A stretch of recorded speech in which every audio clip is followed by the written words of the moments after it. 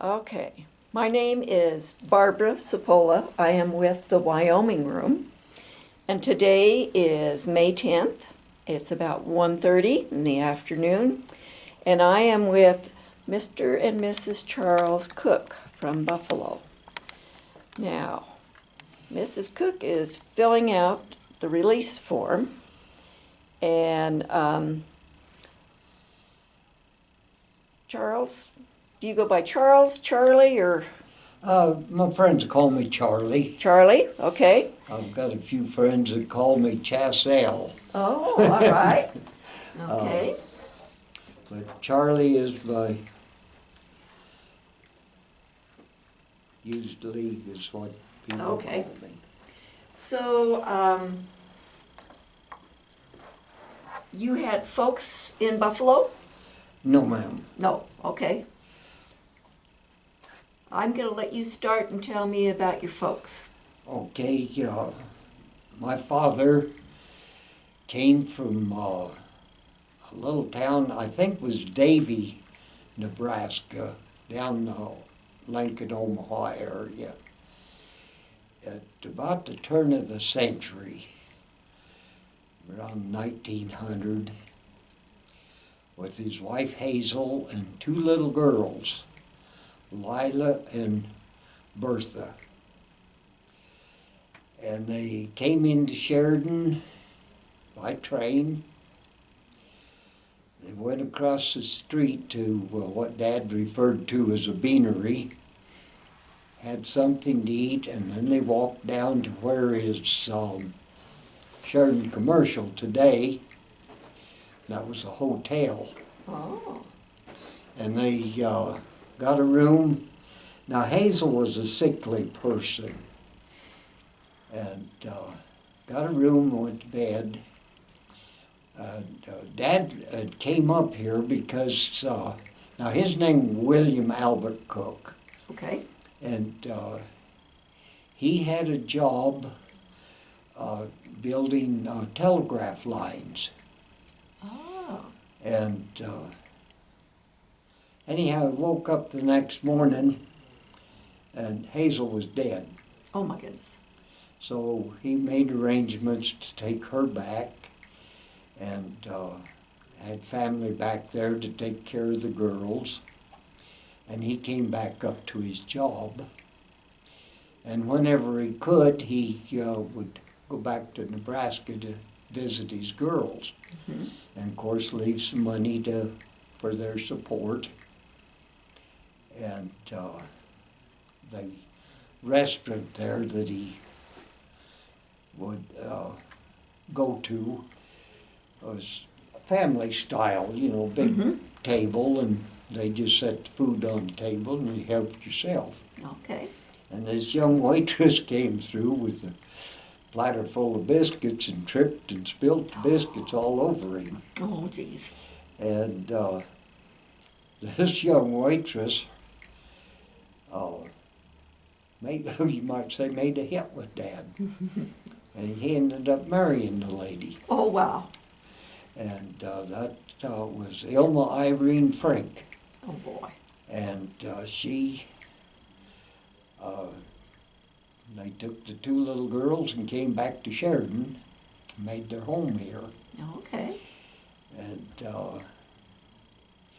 well, he finished his job. He worked for the railroad for 2 or 3 years. And then he homesteaded up around Wyola. And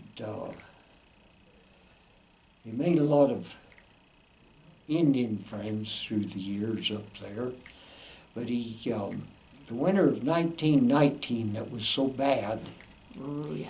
why, there wasn't any feed for the livestock, and people that had the money could, had feed shipped in, which I assume was the old cottonseed cake. Hmm. And he had 5 horses, and he would hook 4 of them to the wagon and go get a load of this cottonseed and take it to the ranch that he was contracted to. And then the next morning he would hook onto an empty wagon and make the trip again. They would feed that load that day. But with the 5 horses, one got to rest each day. Oh, okay. And coming back one day, here was a mule in the middle of the road. Mm. So he put a rope on it and tied it to his wagon, took it in, and next morning he harnessed it up, put it in his 4-up team. Mm-hmm. That gave him 2 horses that could rest. Wow. And he used that mule all winter long. And come spring, well, this Indian came and says, "Bill, you got my mule." And Dad said, "Well, I got somebody's mule. Mm-hmm. You know, it's mine." Dad said, "Well, I used him, I thank you. I got to use him all winter."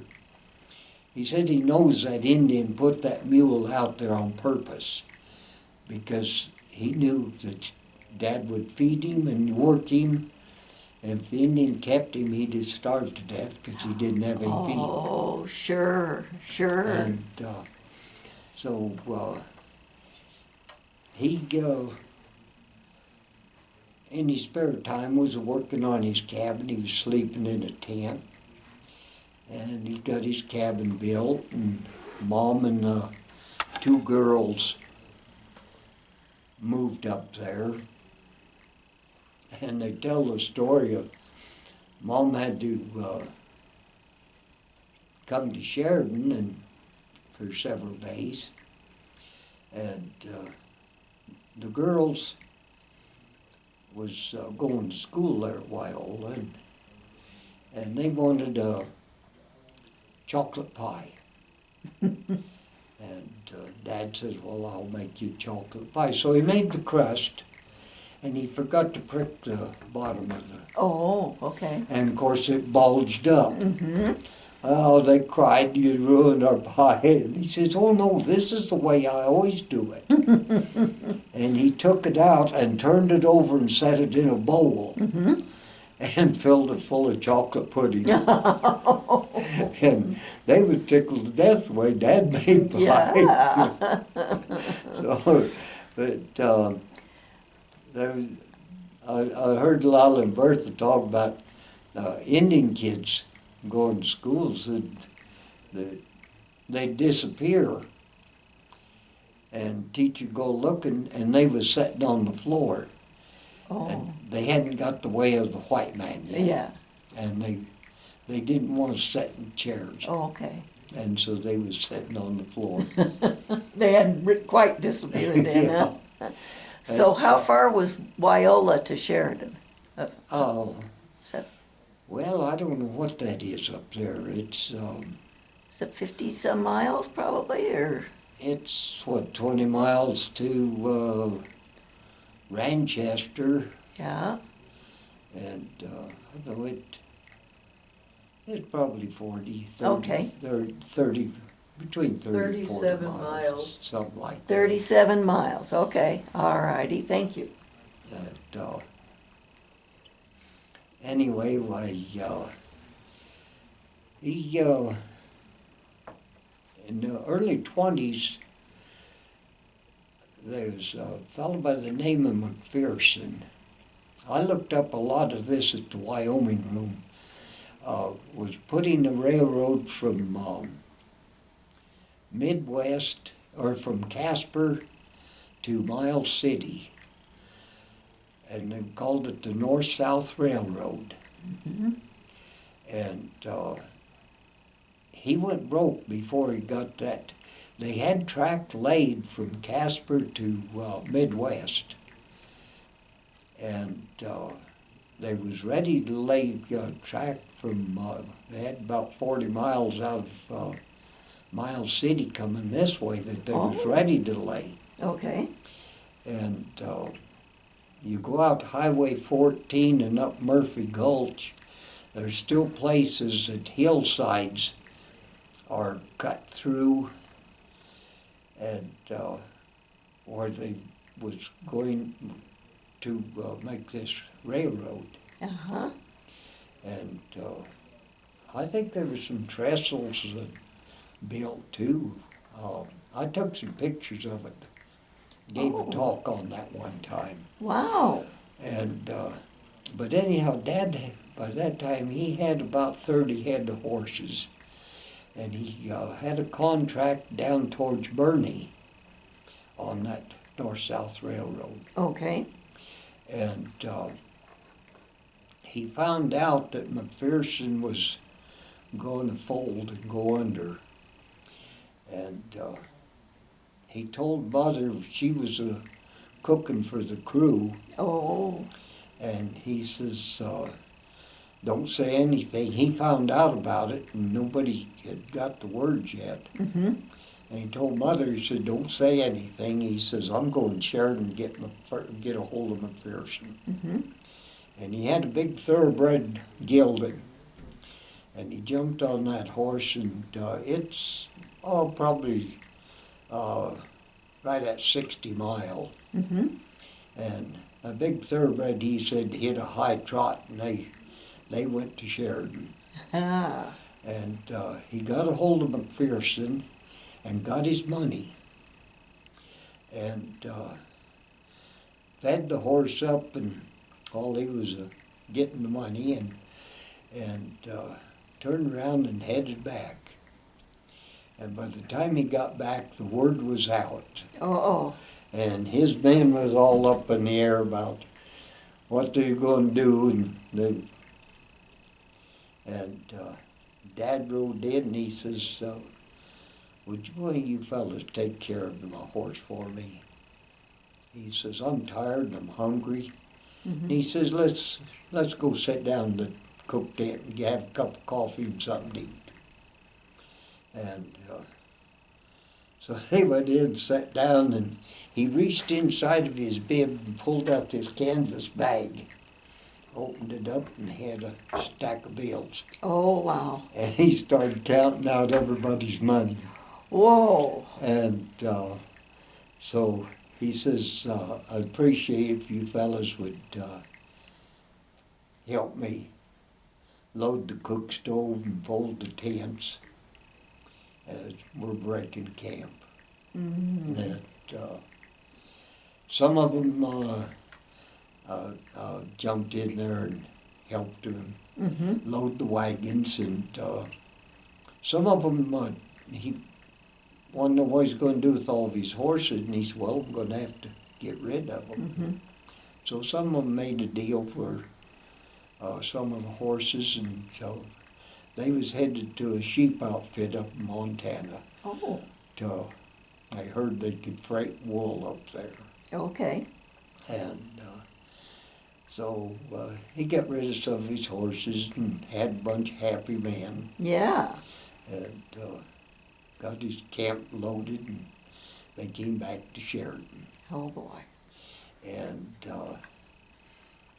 then he went down to Salt Creek, worked in the oil field for a while. Hmm. And then in the 30s, him and a man by the name of Earl King got to going up to Bighorn Mountains and cutting timber. And in the wintertime, they build log houses. Oh. And On the mountain? no, they'd bring the logs down, Oh. and they'd build. Somebody would want a house built. Mm-hmm. You know, the times were tough then. Oh. And but there's a few people that had some money, Okay. and ones that had the money, would get Dad to build them a house. Mm-hmm. And let's see, went back up into the 20s when they was in the oil field. They had a daughter by the name of Helen.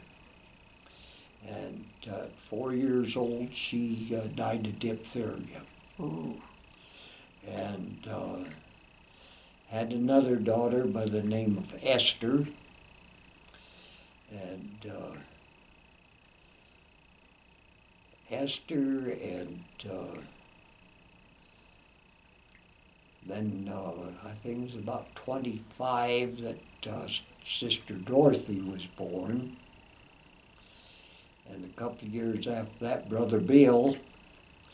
And in 1932, here I was. All right. I was the last of the 7 children. My goodness. And the funny part of it was that I was uncle to all the other kids that was older than me. And they would not call me Uncle Charlie. Because you were younger than they were. Yeah. Yeah. Yeah. Bertha and Lila and Esther, they had kids, some of them my age, some older than me.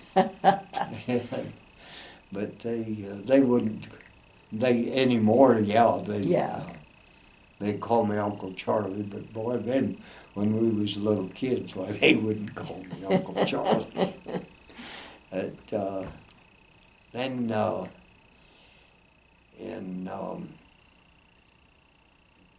about 40, 41, it was just before the war broke out. All the girls was married except Dorothy, and she got married in, I think it was about 41. And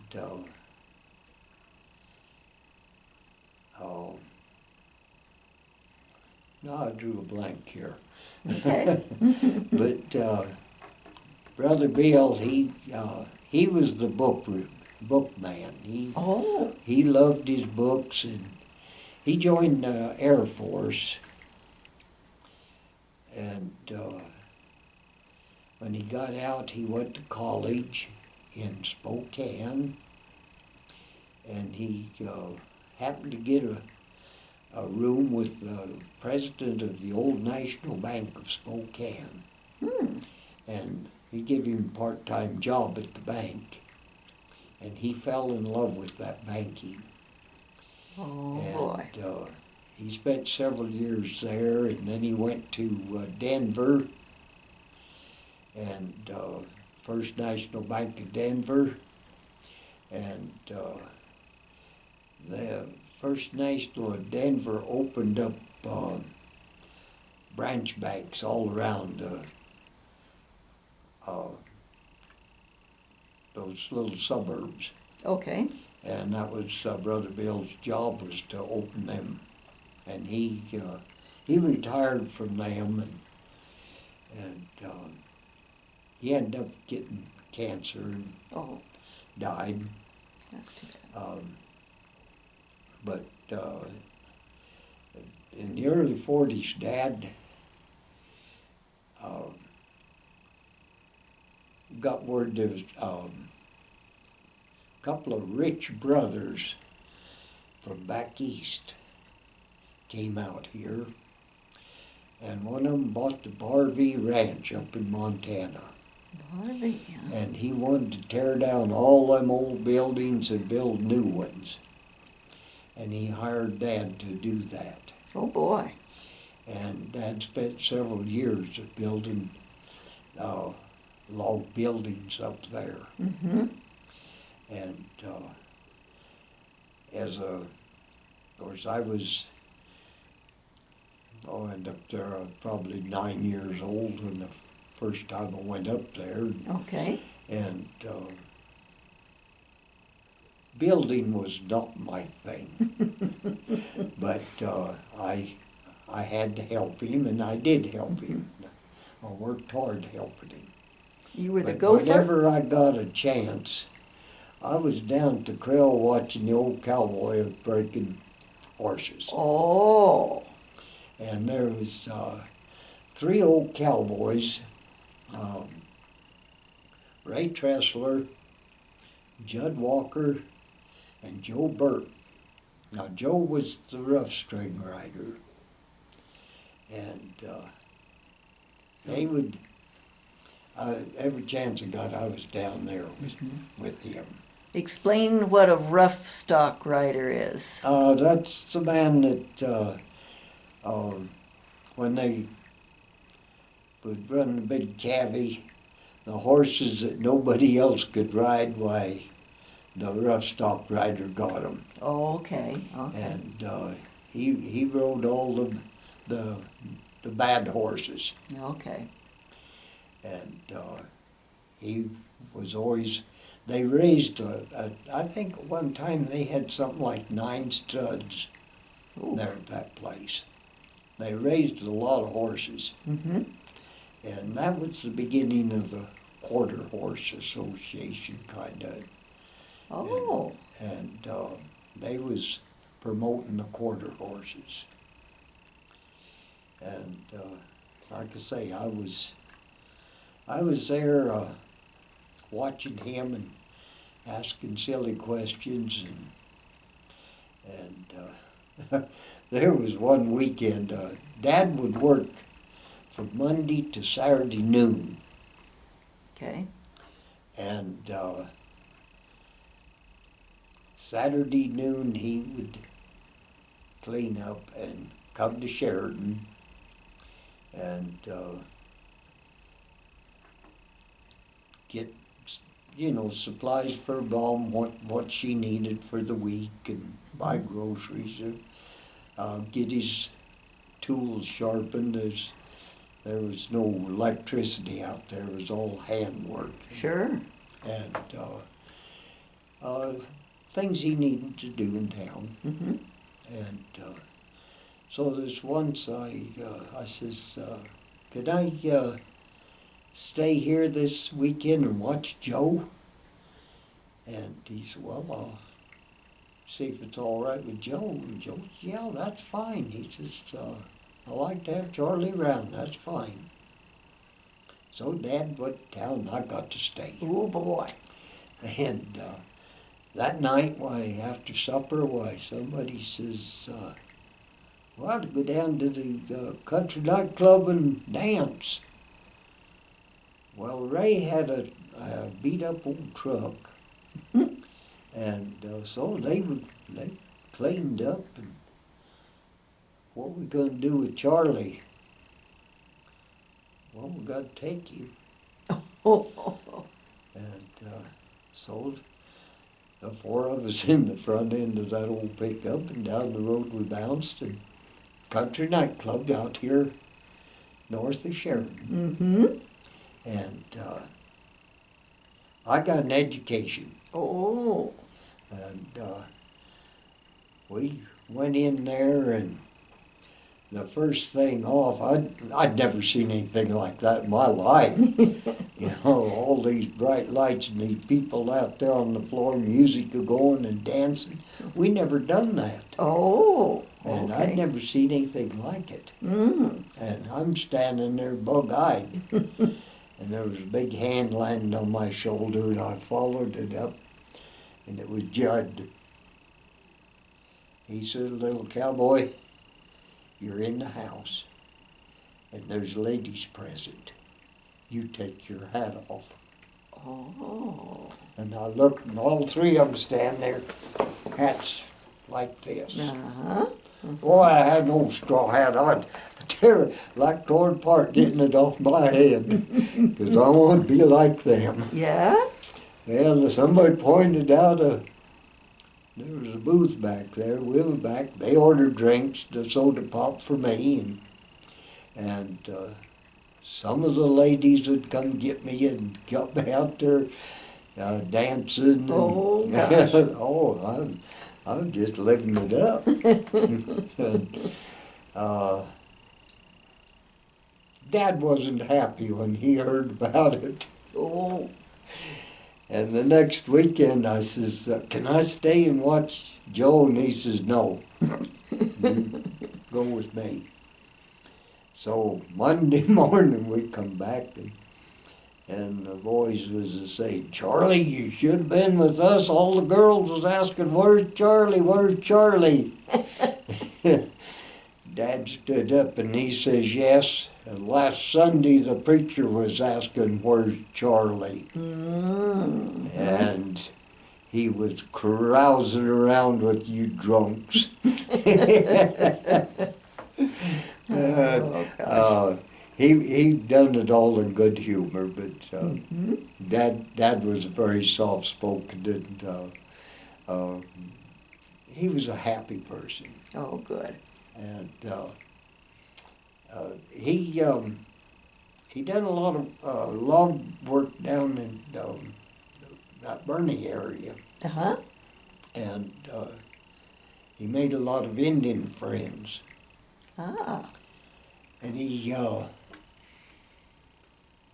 built a house here in town for himself. It took him a number of years to get it built, doing spare time. Uh-huh. And in 50, 51, and 52, I wrangled dudes out at Eaton's. Oh. And then Uncle Sam got a hold of me and drafted me into the Army. Mm-hmm. And Mother would write and tell me the progress on. They got moved into the house. And there was this young Indian girl, daughter of one of Dad's friends, Mm-hmm. was married to, and her husband would get drunk and beat on her, Oh. and she'd get away and slip around, and she would go up to Dad's house, Oh, okay. and he'd take her in, and Mom would run a tub full of hot water, and they were very clean people, Uh-huh. but she'd be bloodied up, Oh. and Mom would get her cleaned up Mm-hmm. and wash her clothes and fixed her a bed in the basement. Okay. And she'd stay for maybe a week or so and figured that he'd sobered up. Mm. She'd go back. Oh, boy. But that happened, I guess, I don't know how many times. Mm-hmm. And she always knew she had a safe haven there. Yeah. And, Well, that was good. yeah. And there used to be an old Indian that go through the viaduct over here at Sheridan Avenue Mm-hmm. Railroad, Mm-hmm. and there's a road goes up towards a radio station. Yes. And this old Indian woman had a kind of a shed built there out of whatever she could gather up. Wow. Her name was Wild Hog. Everybody called her Grandma Wild Hog. Hmm. And she roamed the alleys, Mm-hmm. and that's what she survived on. Wow. And folks would fry bacon, and they'd pour bacon grease into a can, Mm-hmm. and Dad had a big can of bacon grease. And he said, "Let's take this up to Grandma." And I said, "Okay." So I was pretty young then. And we drove up there, and Dad had a 1927 Whippet. Oh, Whippet. A Whippet, yeah. Mm. Tell me what that looked like. Well, it just looked like all them old cars. Mm. And it was a 6-cylinder. Okay. And anyway, we drove up there, and he honked the horn, and she come out, and he was on my side. I was sitting by the window, and Mm-hmm. I held this can Mm-hmm. out the window, and she come over very cautious. I think she probably knew more English than she let on, but Oh, okay. she kind of looked over into that can and seen what it was, and she took it into 2 fingers and licked them off. Mm. Good, good. Hugged it and went back to her shed. Oh, gosh. Oh, gosh. But I don't know whether she ate it like that, or if she had some bread that she dipped it in, or Mm-hmm. or what, but Hmm. she was sure tickled to get that. Oh my gosh sakes. You know, and, but like I say, I wrangled dudes at Eaton's. I went there in the summer of '50, and I spent that summer and the winter and the next summer. And in '51, I think it was, that I worked in a sawmill down at Buffalo, and then went back to Eaton's in '52. And that fall, I went to Colorado with a friend, and got a job on the Trinchera Ranch. That was a 250,000 acre outfit. And Say the name again. Trinchera. Trinchera, okay. And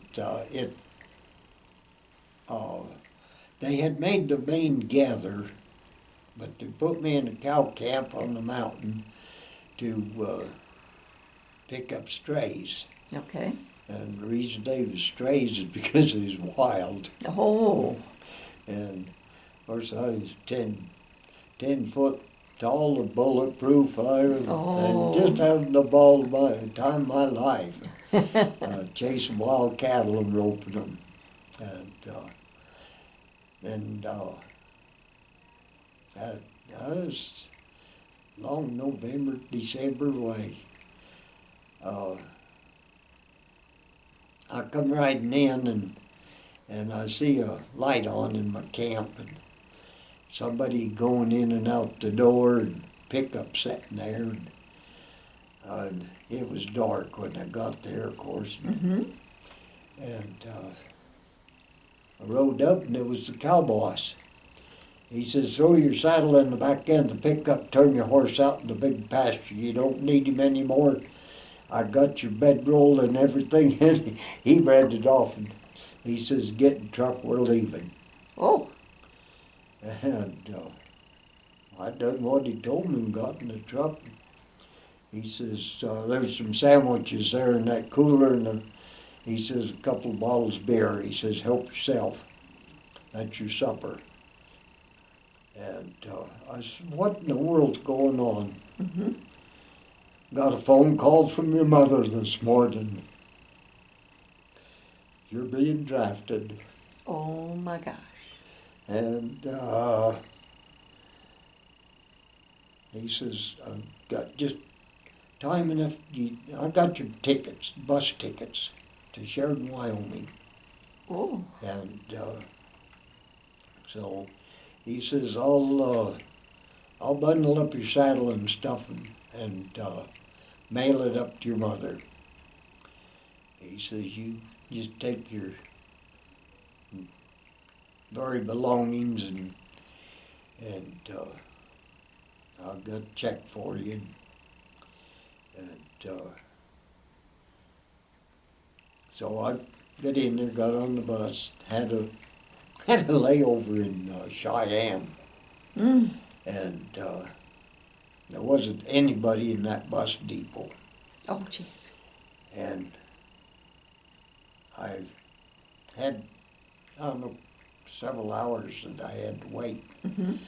And I laid my hat in a chair beside me, Mm-hmm. laid back, and I went to sleep.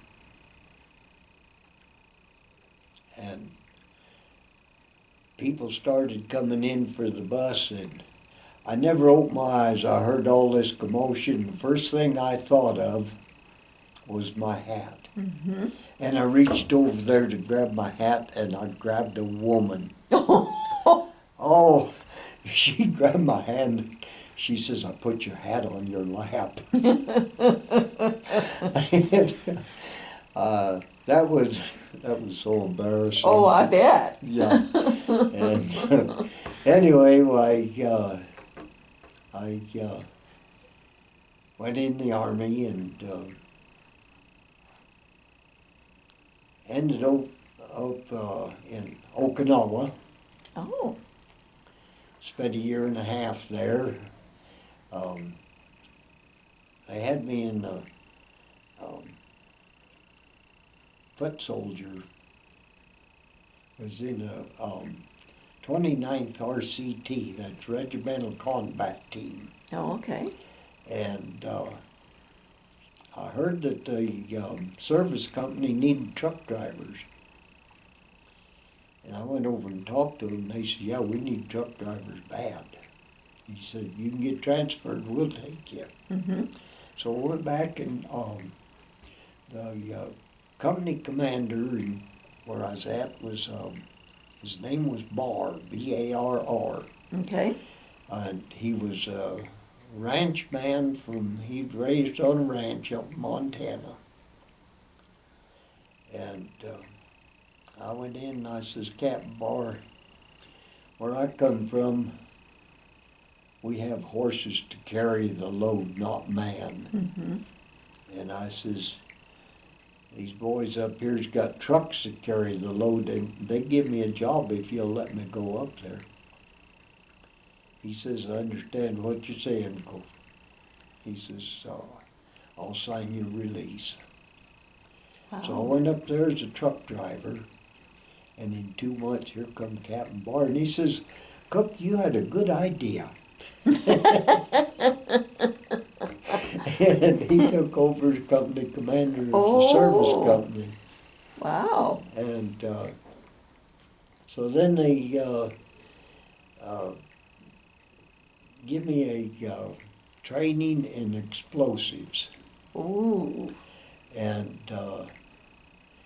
the service company was prepared to go to Korea at any moment's notice. And that was when the big war between North and South Korea. Mm-hmm. And so I was trained to handle explosives and truck explosives. Wow. And which I did, I trucked a lot of explosives. I never had to use any of them, but thank God they signed a treaty before that. Uh-huh. And then I returned, and I met Big Bill Eaton, and he offered me my job back. Oh. And I said, no. I says, I think that'd be a ruination for me. I says, nothing personal. I says, it's just that there's too much drinking going on in a place like that. And I says, I think I would fall into that. And I says, I'm just going to get me a ranch job. And he says, I understand. And he was a wonderful person, Oh, wow. that Big Bill Eaton. And so I went to work for Dean and the Lady Sage on the Rapid Creek Ranch. And I was there for 5 years, and taking care of their cattle, and went to the cow camp on the mountain in the summertime. Mm-hmm. And met a lady, and we got married, and that lasted for quite a few years, and we divorced. And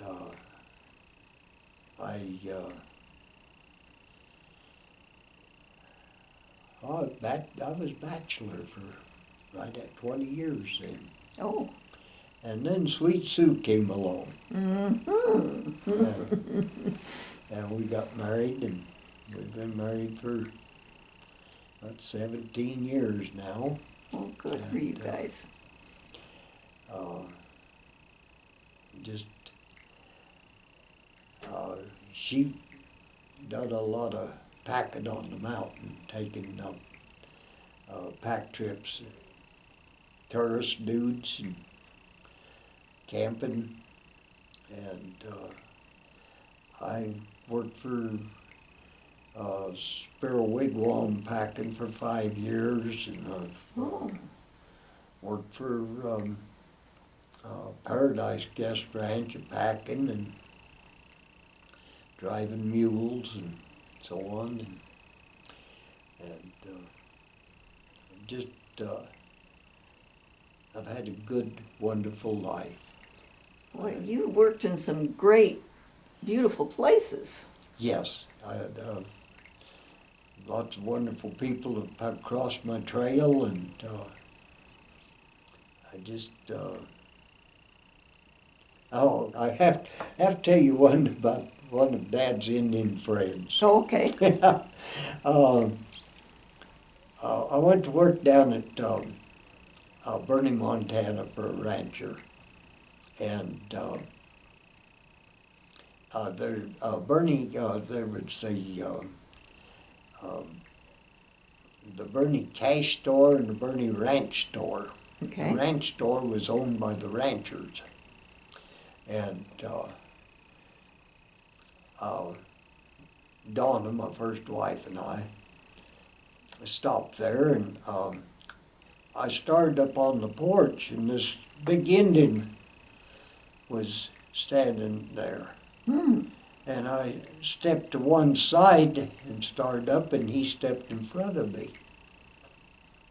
And I stepped back over, and he was mumbling. I guess I wasn't really listening to him.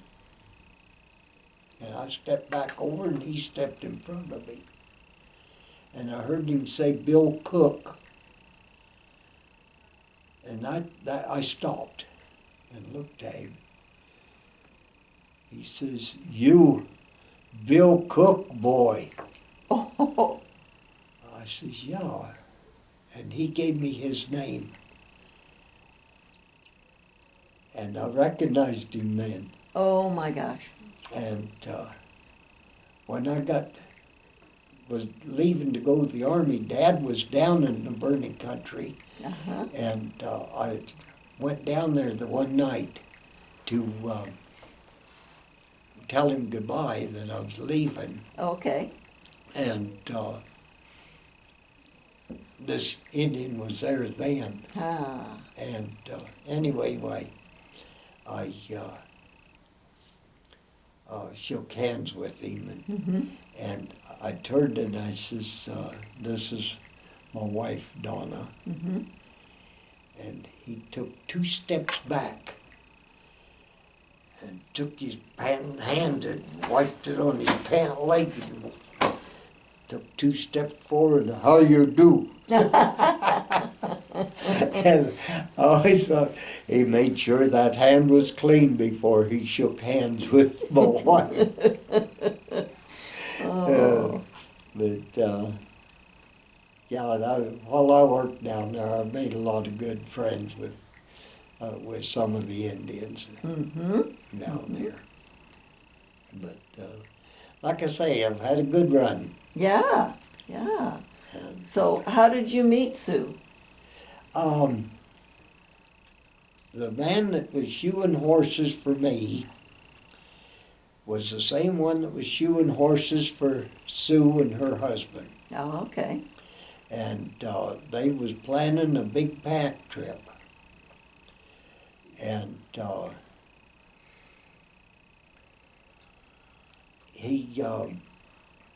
Glenn said to Jack, my horseshoer, Jack Sipe was the horseshoer, Okay.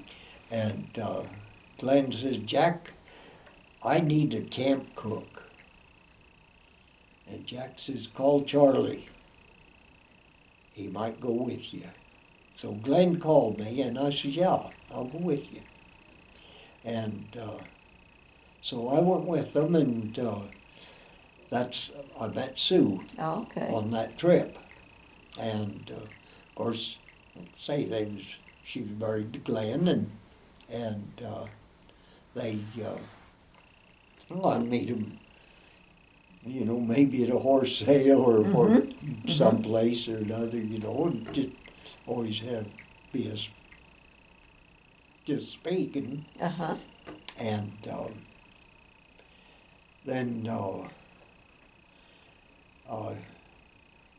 he passed away, and I was sitting there in the house one night. A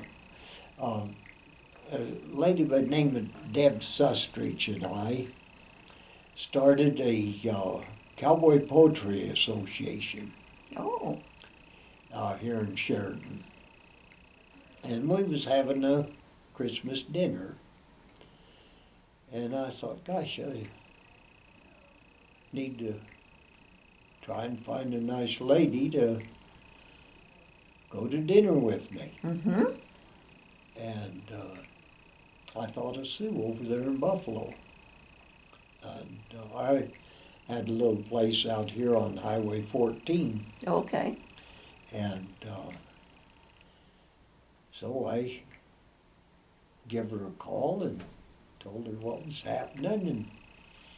And she, well, yeah, she says, I guess I could do that. And so we got going to these poetry gathers together, and she enjoyed that sort of thing, and yeah, she just got to be a habit of being together. So Good. we finally got married, and best thing that ever happened to me. Uh-huh. So on some of these pack trips, where did you guys go to? When I was working for Spiro, they had a permanent camp over on Beaver Lakes, below Lake Kearney. Oh, okay. And they had a camp tender that stayed there all summer. Hmm. And it was about an 8-hour ride Oh, boy. from Spiro across.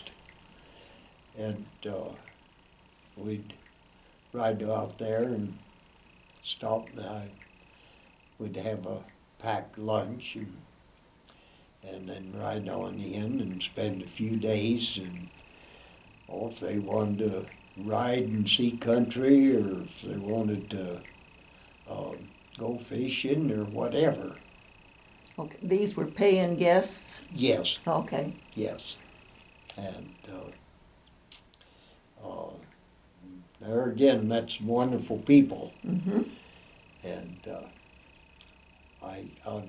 one trip I recall was a mother and father and 2 daughters. And they was from, I believe it was Connecticut. And the oldest daughter and the mother were at each other's throat constantly. Oh, boy. Oh, it was so bad. And the father and the 2 girls got along great. Mm-hmm. But that oldest girl and mother, they just, I don't know what there was. There was just some bad feelings there. It was just a miserable trip. Oh, boy. And I took them back, and the next week I had pretty near copycat, a mother, father, and 2 daughters, and about the same age. And these were from New Orleans. Hmm. And I kind of, after that 1 week of before, why, and then I kind of cringed. And they was the nicest people, Oh. and everybody was so happy. And it was into August, and we was headed back, and I got to scanning the skyline, and I says, before we got up on Highland Park, and I says, let's put on our raincoats. I says, we might hit some rain. I says, matter of fact, we might hit some snow. Oh. And the oldest girl got a grin on her face, and I said, what are you smiled about? She says, I've never seen snow. Oh, my gosh. And I said, well, you might get to see some. We got up on Highland Park, and it was a blizzard. And the front of my slicker Well, I had a good inch, inch and a half of snow on it. Mm.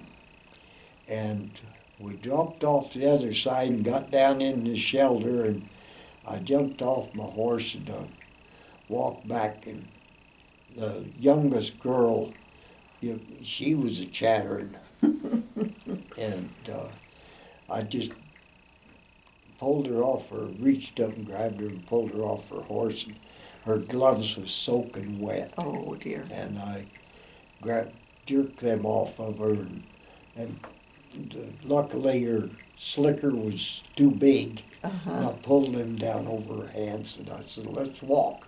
Mm-hmm. And we walked back and forth, and I got circulation going.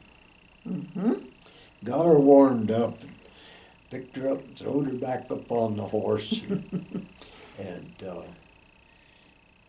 we went on down, and Jim Niner was running the Sparrow at that time. Okay.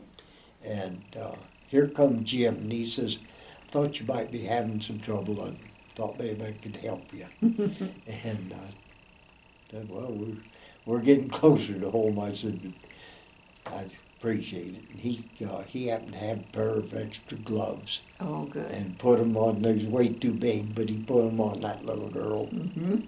And we got on in. And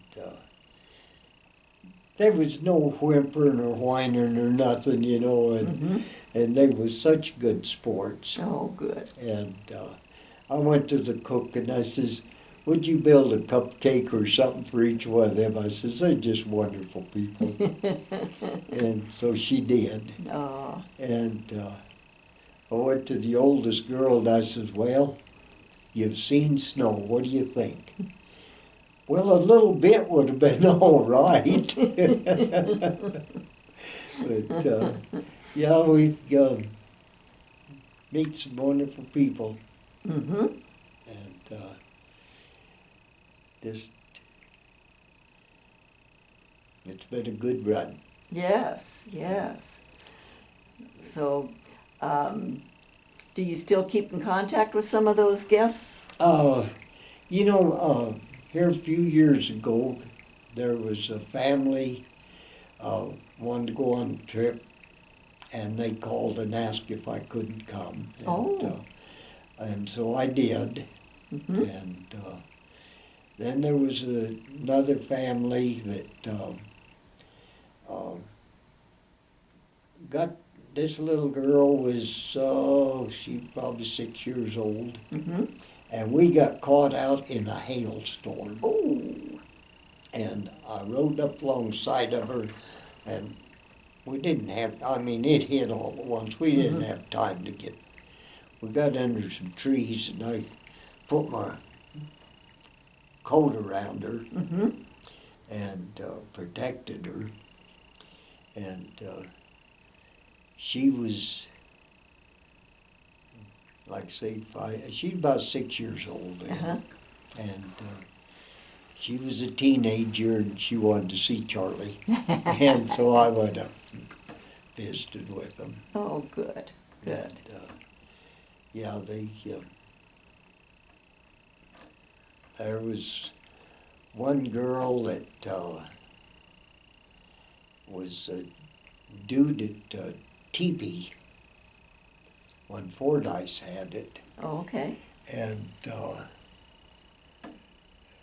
I had the cow camp up there, and she used to ride up and ride with me all the time, and she kept in touch for many years. Hmm. As a matter of fact, she come out here several times. And I hadn't heard from her for a long time, and I figured that she had, something had happened to her. Mm-hmm. She had passed on. So. Oh. But yeah, it's, God is good. Mm-hmm. So did you have any kids? Pardon? Did you have any kids? I had one son of my own, Mm-hmm. and we had several fosters. Oh. And it was during that time that my wife left. Okay. And I you know, told the kids, I says, you've got a choice. You can go with her or stay with me. Mm-hmm. And one of them went with her, and he was gone one night, and he came back. And one of them, I got through college. He science, computer science, Oh, okay. and he taught at Sheridan College for a while, and then he went to Michigan, to a university there, and spent quite a few years, and he took a buyout and went to Hartford University in Connecticut Hmm. and taught. And he owns a little golf course back there in Michigan now. Wow. And one of the other boys is out there with him. And one of them got killed on a motorcycle. Hmm. And Charlie, you might tell about what you are doing now with poetry. Oh, yeah. well, yeah, I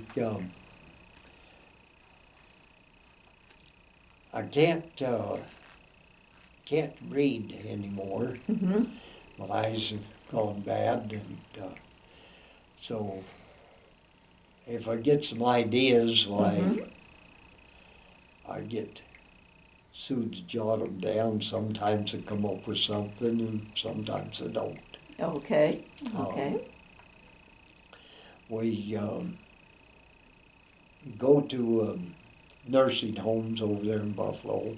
Mm-hmm. There's Sue plays the auto harp. Oh. Another lady plays the mandolin, Mm-hmm. and a third lady plays the guitar. And we're known as Charlie and the Sunshine Girls. Oh, boy. And they come up with the music and songs, and Mm-hmm. I do a little, recite a little poetry for the people. And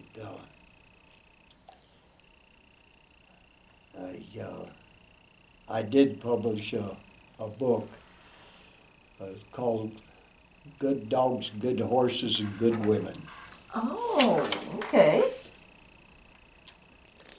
And can you think of anything else, Sue, that I think you should close with a poem, That sounds good. and you might do the good horses. that's That's one that you wrote, your own. some years back I took a fall job in a cow camp, and it was a nice open fall. I managed to fix up a lot of the fences, fix the roof on the cabin, and put some new poles in the corral, and had things going pretty good. And along middle of December, there was a norther came in, dropped down to 30, 35 below zero. And that cold spell hung on for over a month. And I was into about the second, third week of this, and I woke up one morning and pulled the covers a little tighter around my neck. And I thought, this is when a man should have a wife. Two bodies could keep this bed warmer than one. I pondered on that a little bit, and I realized that nothing was going to come of it, so the next best thing to do is get up and get the fire going. So I jumped into my sheepskin slippers and went across to the stove and shook the grates down and opened enough hot coals there to get the kindling going.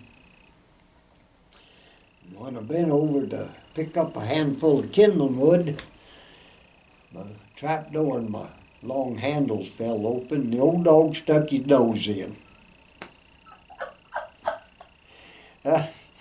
I jumped and hit my head on a cupboard. And, well, it wasn't really a cupboard. It was an old apple box nailed to the wall to store things in. And put a bump on the head big enough for a calf to suck. And I remember putting the dog out and saying something to the effect of, gosh darn doggy. Well, I got the stove going and coffee pot on and more clothes on my body and standing next to that stove and absorbing all the heat I could. I looked out the kitchen window. I called the kitchen window as the only window in the cabin, but I happened to be in the kitchen area at the time. If I was crossed over here at the bed, why, it'd be the bedroom window. It's a dual-purpose window. But I looked out that window and see 3 or 4 head old saddle horses huddled up waiting for a flake of hay and canned oats. I studied them horses a while and I thought, you know, I have had some good horses in my time. And them out there are just pretty mediocre. And it reminded me of what old friend of mine, said every cowboy sometime during his life should be entitled to have at least one good dog, one good horse, and one good woman. Well, the coffee pot boiled and I poured me a cup and sat down at the table and I thought, you know, there's a poem here. So I picked up my pencil and I began to write. There's 3 things a cowboy should have, according to how my old pard told me. He said every cowboy should have at least one good dog, one good horse, and one good woman. And I've thought about the dogs I had, and a couple came to mind. When it come to working cattle, those 2 pups would really shine. And I thought about my horses. Different strings I've had. Well, you can cut 2 or 3 out, make any cowboy glad. And I thought about my women.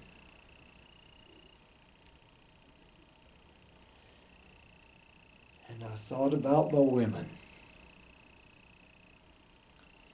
Nothing came to light. So any ladies interested, I'll be doing interviews there tonight.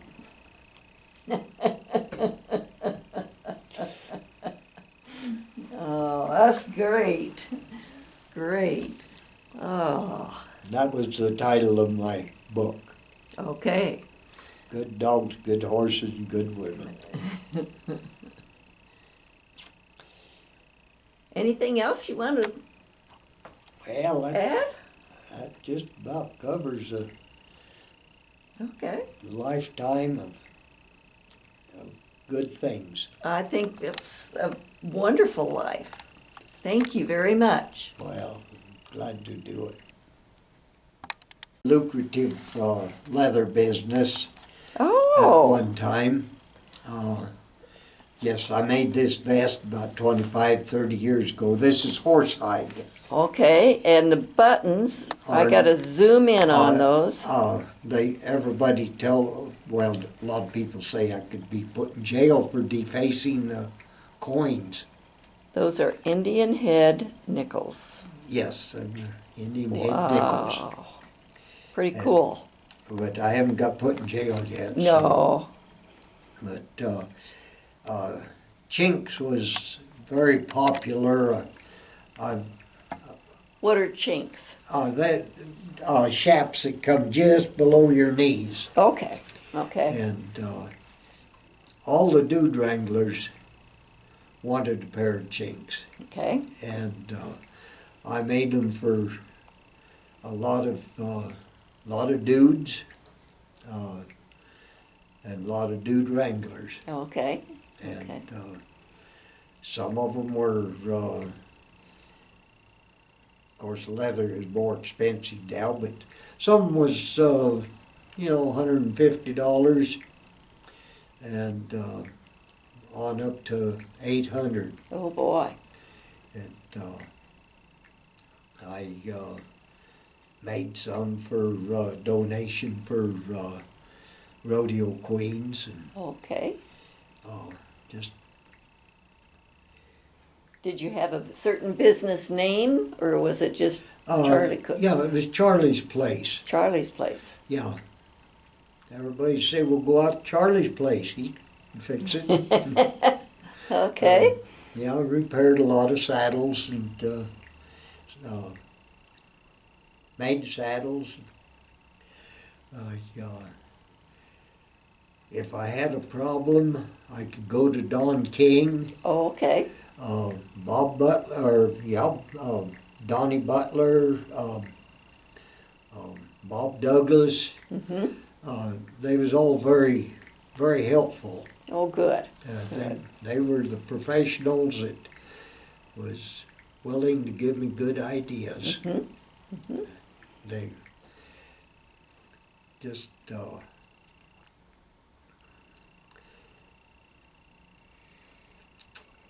Well, good. Good. Well, thank you for sharing that. yes. I just needed that on the tape. Thank you. Okay.